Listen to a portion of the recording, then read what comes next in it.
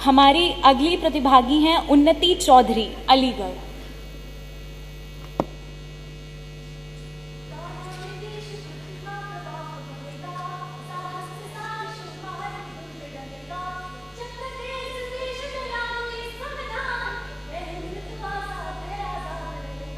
आदरणीय अतिथिगण, निष्पक्ष निर्णायक मंडल, आदरणीय श्रोतागण और मेरे समक्ष बैठे छात्रों के रूप में मेरे देश की भावी आशाएं। मैं उन्नति चौधरी कल की अवतार की तरह संभल उत्तर प्रदेश से भारतीय संविधान के 75 वर्ष अधिकार, कर्तव्य और प्रगति की यात्रा इस विषय पर अपने विचार अभिव्यक्ति हेतु उपस्थित हूँ।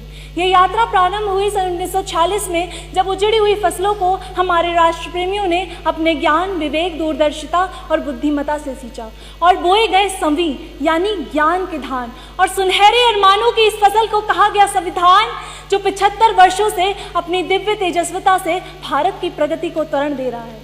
गए वो दिन जब दलित भाइयों का उत्पीड़न किया जाता था, निम्न जाति के कारण कुएं से पानी तक नहीं भरने दिया जाता था। आज संविधान हमें समता के जरिए समानता का अधिकार देता है, भेदभाव, अस्पृश्यता की बेड़ियों का प्रतिकार देता है।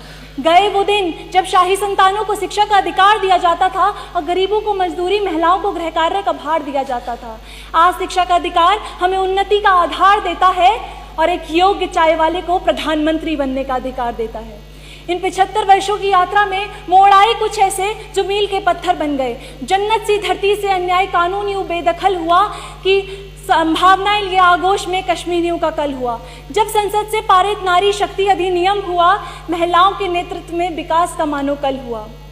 इन 75 वर्षों की यात्रा में संविधान बिन अधिकार के ऐसे जैसे धरती बिन आकाश के जैसे, अधिकार बिन कर्तव्यों के ऐसे जैसे बाती बिन प्रकाश के जैसे।